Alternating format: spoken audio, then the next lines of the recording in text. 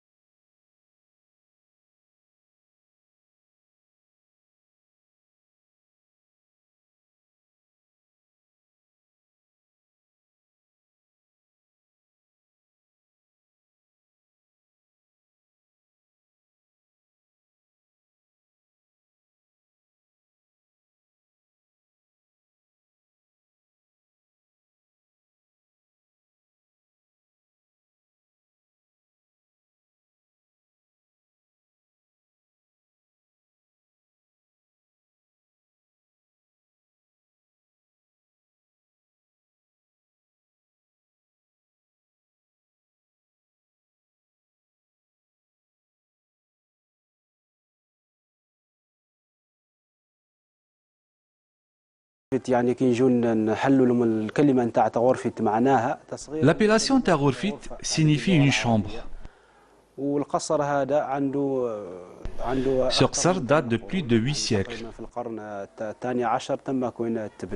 Il comporte 24 demeures, dont chacune porte un nom.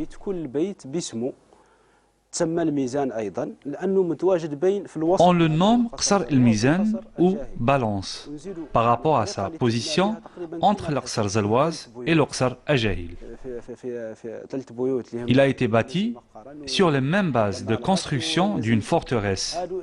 Il est entouré par 3 grandes maisons qui forment un triangle. Dès que les habitants rentrent à l'intérieur, on ferme tous les accès.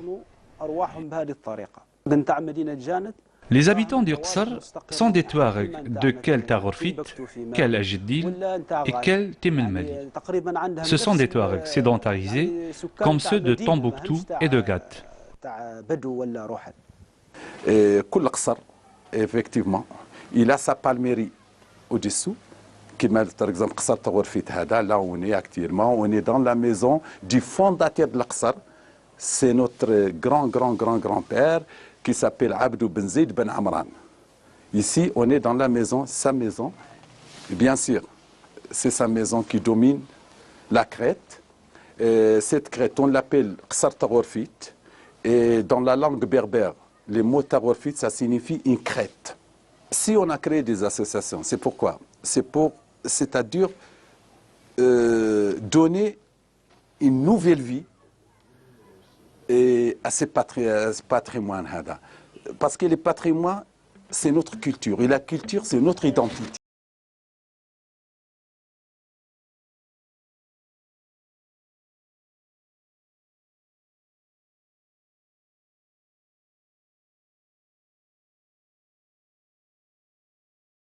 Contrairement aux qsour de Zelwaz et El Mizan, qui sont bâtis sur des plateaux surplombant l'oasis de Janet, Qsar Ajahil est quant à lui situé du côté ouest de l'oasis, ce qui le rend moins accessible. Les trois qsour de Janet se caractérisent par une architecture distinctive, où on utilise la pierre de granit, de la boue, des palmes de palmier pour les plafonds. Les portes sont fabriquées à base de tarout, un arbre propre à la région. Les associations œuvrant pour la préservation et la réhabilitation des qsour sont présidées par des jeunes. Un constat qui reflète une réelle prise de conscience de cette nouvelle génération quant à la nécessité de préserver cet héritage millénaire.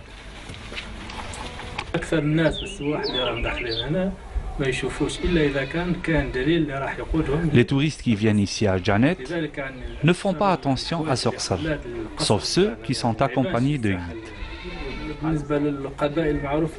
Les tribus les plus connues de Qsar Ajahil sont les Keltérites, les Kelbéri et les Ait Malek.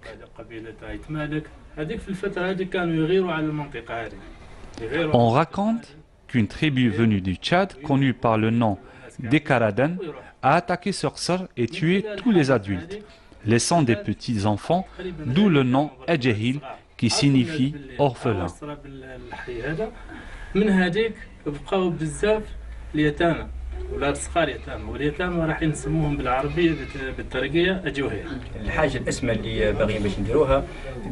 Nous essayons à travers notre association de préserver cet héritage.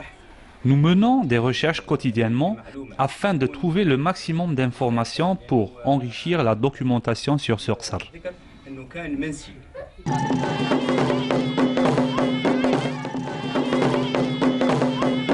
On ne peut parler de Janet sans évoquer un événement culturel majeur que connaît la ville chaque année.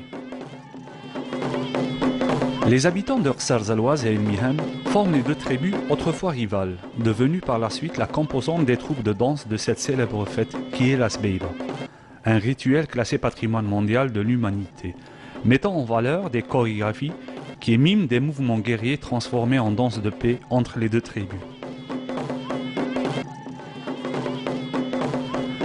La fête de la Sbeiba dure plusieurs jours et nuits. Elle draine une foule extraordinaire venue d'Algérie et des quatre coins du monde.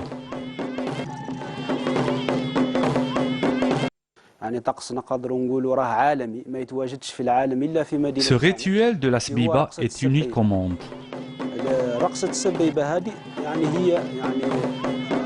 On peut dire que cette danse de la Sbeiba simule les gestes de guerre sans faire couler de sang. Cette compétition entre les habitants de Qsar El Mihan et ceux de Zelwaz est célébrée chaque année durant le mois de Muharram. On raconte que c'était aussi une occasion pour les habitants des Qsar de célébrer la défaite de Pharaon contre le prophète Moïse.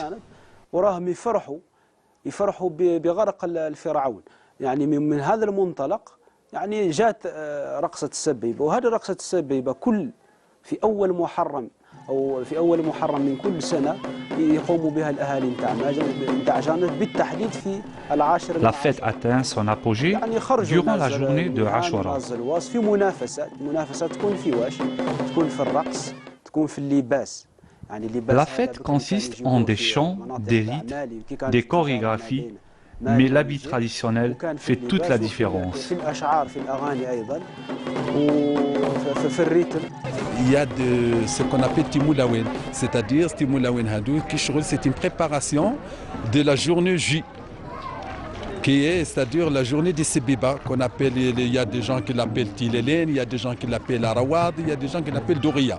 Bon, Doria, ça vient du nom de la place là où on joue, dans l'espace là que vous voyez devant vous, c'est-à-dire tous les jeunes filles, les jeunes garçons, c'est là où ils apprennent comment danser la danse des Sbeiba, c'est-à-dire dans l'avenir.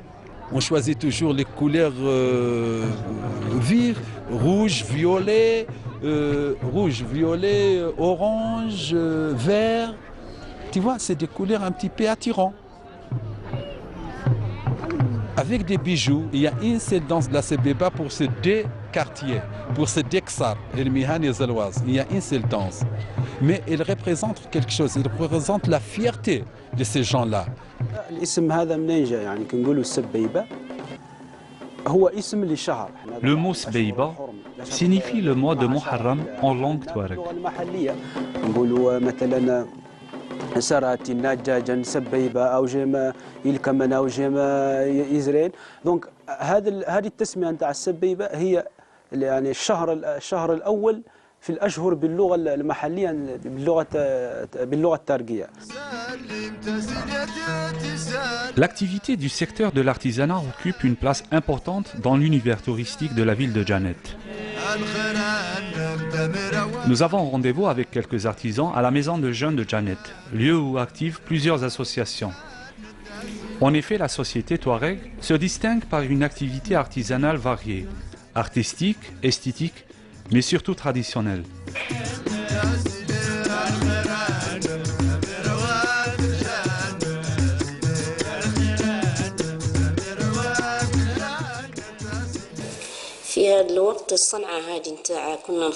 Avant, on travaillait dans la confection traditionnelle.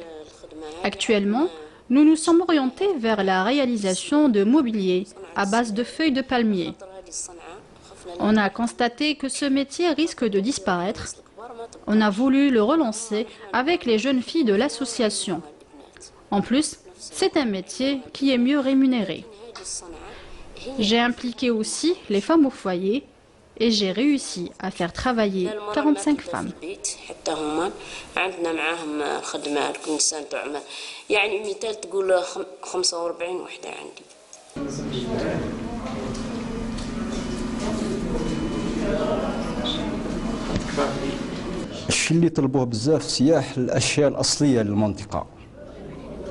Les touristes cherchent souvent l'originalité des produits artisanaux comme les clés et les motifs touareg.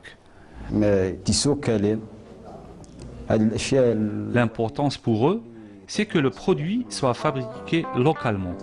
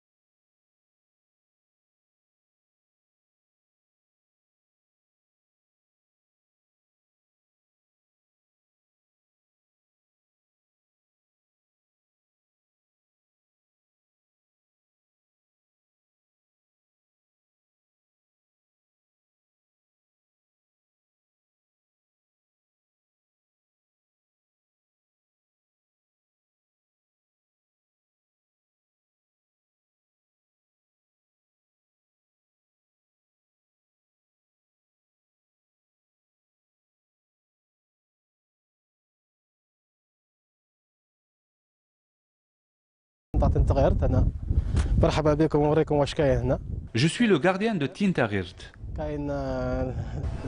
Je vais vous montrer quelques gravures qui existent ici. Il y a des singes. Ça, c'est une grande vache.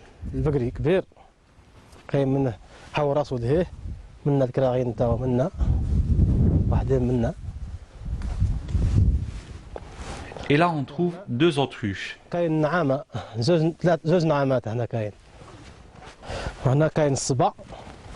là, on trouve un lion. Ce site abrite la représentation utilisée sur le billet de 1000 dinars. Il s'agit d'une gazelle de la préhistoire. Tout ce que vous voyez là, c'est des animaux qui ont vécu dans cette région.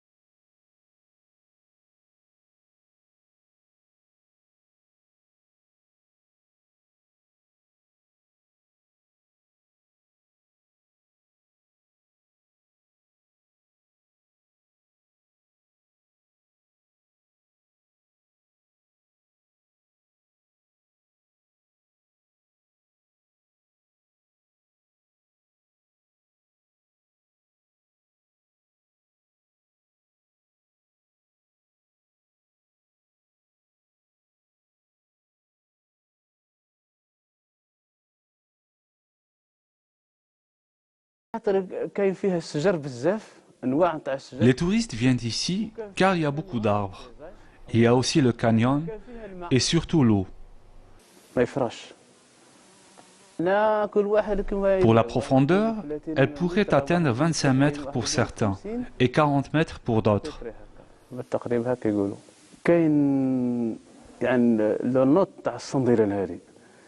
Le nom Essendilen signifie les 7 trésors enterrés. Mais personne ne sait ce qu'il y a en dessous. Certains pensent que c'est des arbres et d'autres pensent que le trésor est enseveli.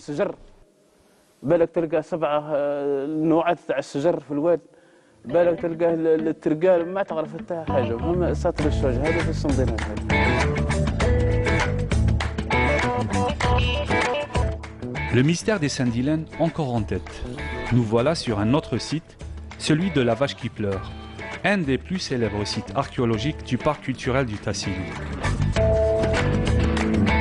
Nous sommes sur le site de Terarrat, qui est situé à 25 km au sud de Janet. Nous sommes au sud par rapport à la ville de Janet. Ce qu'il faut savoir d'abord sur le plan de la morphologie et des paysages, c'est une zone d'épandage, c'est-à-dire que l'oued principal de Janet déverse toutes ses eaux durant la saison des crues, qui est à peu près entre juin et août.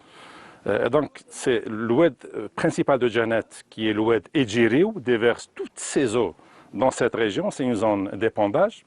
Et durant la crue, on a l'impression, ce site qui est désertique, où l'on voit et on vit la sécheresse, il devient un immense fleuve.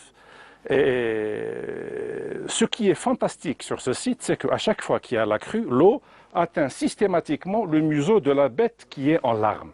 C'est systématique, d'où l'appellation de la vache qui pleure. Maintenant, à propos de l'appellation de la vache qui pleure, c'est un peu la société qui s'approprie son patrimoine et qui essaye de l'interpréter à sa manière. Il y a une légende qui est construite autour de la vache qui dit qu'elle s'est mise à pleurer parce qu'il n'y avait plus d'eau, c'était la sécheresse et elle avait soif. Ça, c'est l'interprétation populaire par rapport au site. Mais cette légende, cette interprétation populaire n'est pas loin de la vérité scientifique. Le type de bovidé qui est représenté sur cette magnifique fresque, c'est des zébus. C'est simple, quand ils ont soif, le zébu, quand il a soif, il sécrète une substance par les voies lacrymales. Et si on poussait l'analyse un peu plus loin, ça veut dire que l'artiste ou les artistes qui ont réalisé cette magnifique fresque connaissaient parfaitement le comportement de la bête. Ça veut dire qu'ils sont passés par toutes les phases de domestication et ils voulaient représenter un état de fait. C'était le commencement de la désertification dans la région. Parce qu'il faut savoir que le Tassili, avant la désertification, c'était une zone où il y avait une multitude de fleuves et de rivières. Donc ici, on avait un peu à retracer l'histoire géologique du Tassili. Là, cette région, qui est le plus grand désert du monde, est passée par des phases humides, une succession de phases humides et de phases arides. Donc il y avait de l'humide et de l'aride. Et si on avait à tracer une courbe de toutes ces fluctuations, on arriverait au résultat suivant, c'est qu'à peu près tous les 10 à 15 millions, il s'est passé des bouleversements extraordinaires qui ont changé les paysages de la région. Donc, cette fresque représente le commencement de la désertification. Elle date de 4000 à 4500 à peu près.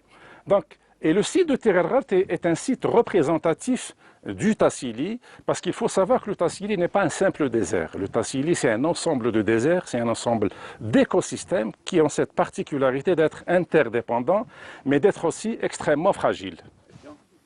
Autre particularité aussi de ce site, si on avait à placer une caméra pendant 24 heures juste en face, on verrait ces bovidés en mouvement par rapport au jeu des ombres et des lumières.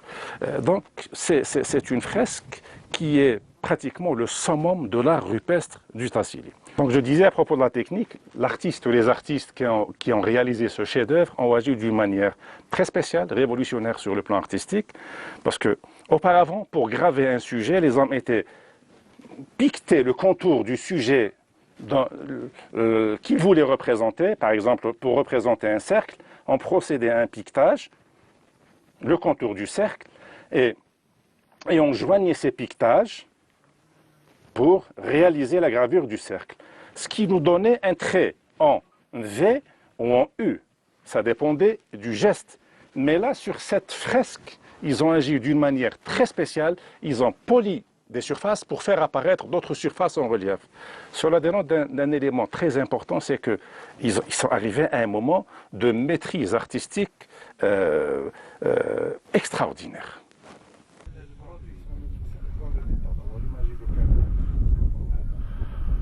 On ne vient pas à Djennet sans venir voir la fresque de la vache qui pleure. Et je voulais surtout faire découvrir notre beau Sahara à ma fille. Et voilà, et je tenais vraiment à remercier M. Samadi qui nous a donné des explications claires dont j'ai profité, bien évidemment. Donc j'ai eu la chance de passer aujourd'hui et non pas demain parce que je suis là pour 2 jours. Et c'est juste somptueux, vraiment somptueux. C'est un paysage et une ambiance à couper le souffle. Ouais, c'est quelque chose que j'ai pas mal voyagé et vraiment on voit rarement des paysages aussi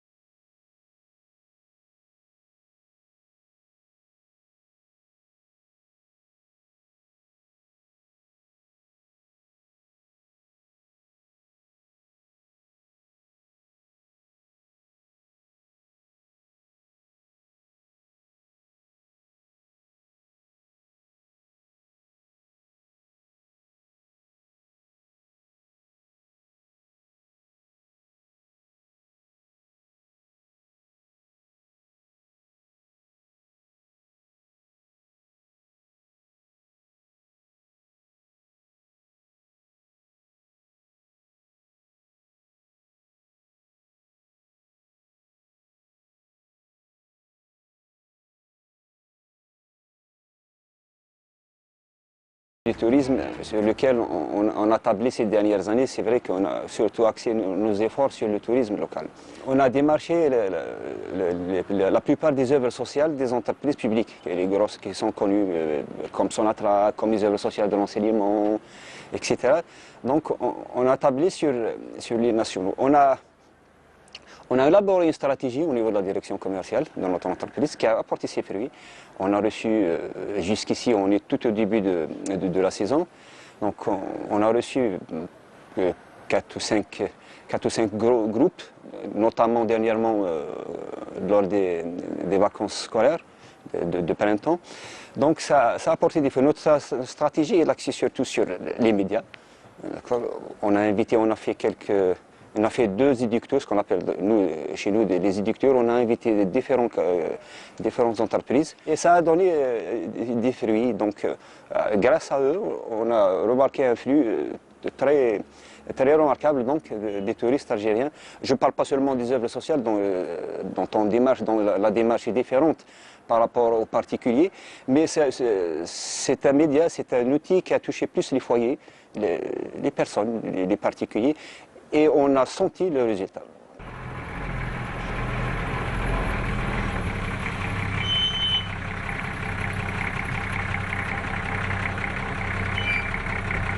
Notre séjour à Janet se termine par une rencontre musicale avec les membres du groupe Tissilawin, qui nous ont conviés à une soirée de brassage d'Ergui Blues, un genre musical qui ne cesse de prendre de l'ampleur.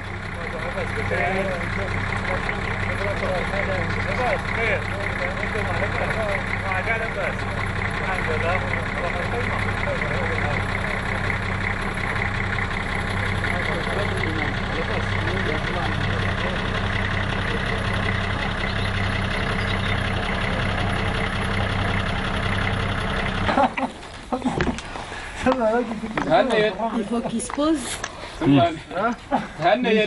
Tu chantes pas, danse.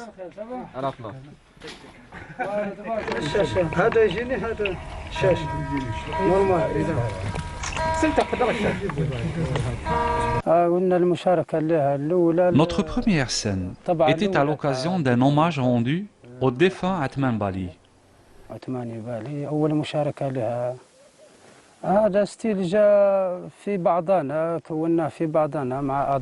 Ce style, nous l'avons développé entre nous, les membres du groupe Tissilawin. Les paroles sont propres à nous, et la musique aussi.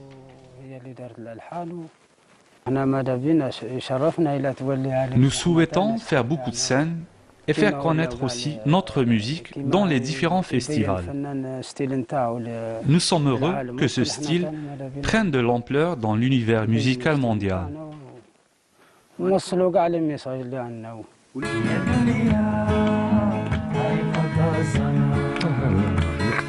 La musique a pris le dessus. Ces jeunes artistes rêvent d'une carrière musicale et de scène internationale.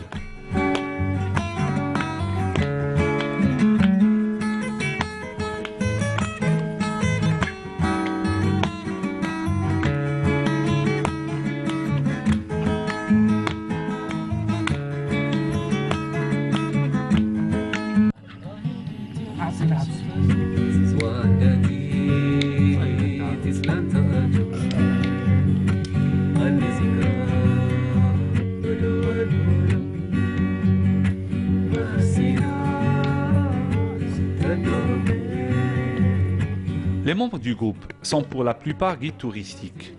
Ils cuisinent eux-mêmes, comme tous les guides, des plats traditionnels de la région.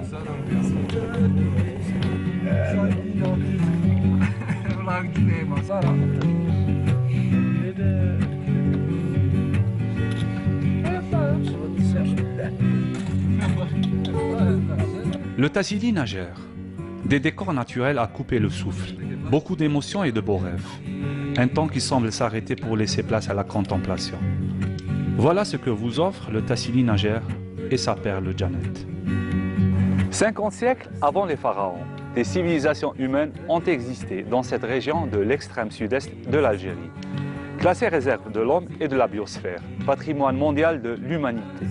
Le Tassili Najer, ce musée à ciel ouvert est le parfait exemple d'une cohabitation réussie entre le désert et l'homme.